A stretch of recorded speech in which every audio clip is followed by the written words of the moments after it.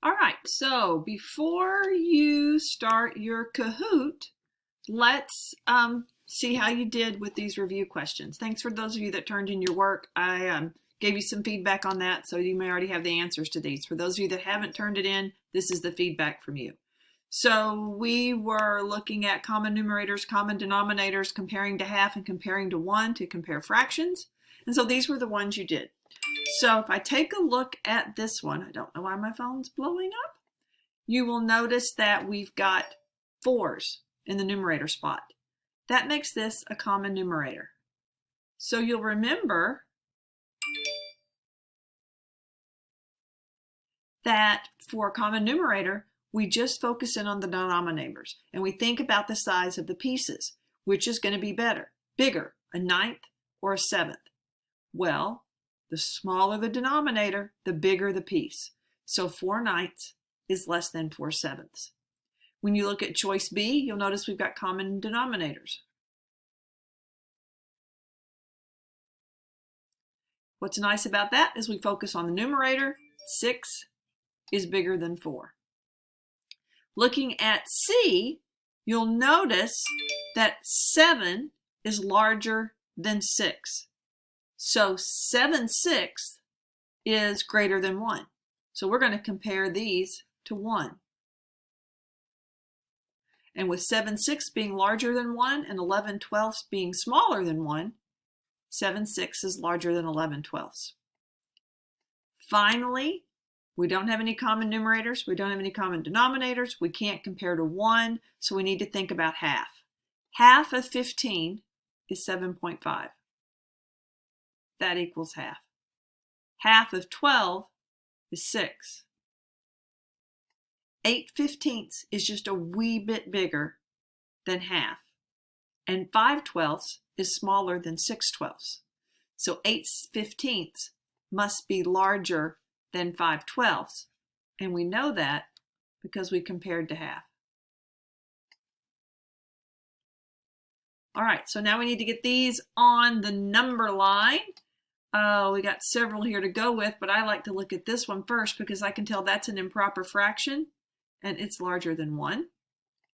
And then I'm going to look at this one, and I know that half is 4/8, so 5/8 has to be bigger than half. And now we've got a bunch here with common numerators. We've got 1/3, 1/5. They're also called unit fractions. And I've got to think about the size of the pieces. These you have some experience with from working with your fraction pieces at school. And the bigger the denominator, the smaller the piece. So 1/8 is the littlest, and then 1/5, and then 1/3.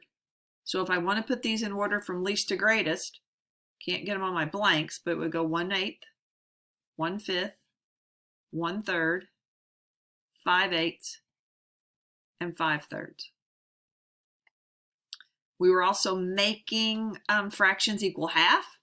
So if I need a numerator, I would take the denominator and divide it by 2 to get the numerator. 30 divided by 2 is 15. 15/30 is the same thing as half. If I need to know the denominator, I would take the numerator and multiply it by 2. 11 times 2 is 22. 11/22 is the same thing as half. So we want to know what a fraction looks like that equals 1. So we can write some of them. Things I know you know from using the fraction pieces at school. And I want you to notice the numerator and the denominator. So I would describe this as fractions that equal 1 have the same numerator and denominator. If you worded something along those lines, then you understand that completely. I am not ever this popular. I have no idea why everything around me is beeping as a notification. But please notice how I'm doing my best to ignore it, but it's driving me crazy. All right, and then finally, what a fraction looks like that's greater than 1. So we've been looking at some of those. We had 7/6. That was greater than 1. Fractions that are greater than 1 are improper fractions. Improper fractions have larger numerators than denominators. 8/6, 5/4, 3/2. So I would describe this as fractions greater than 1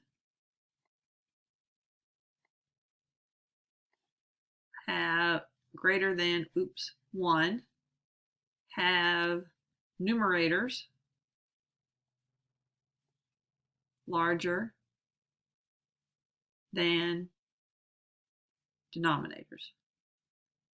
It might even be better to say that they are made out of numbers that have larger numerators than denominators. And those are the basic skills that we did here in topic 1. So for your next activity, I have a Kahoot for you to do. It'll ask you what strategy you might use. It'll ask what symbol you might use to compare those fractions. It'll have you put some fractions in order from least to greatest. I set the time, so you've got time to write it down on paper, think about it a minute, and do your very best. I'm looking forward to some great ones. Have a great weekend. We'll see you on Monday.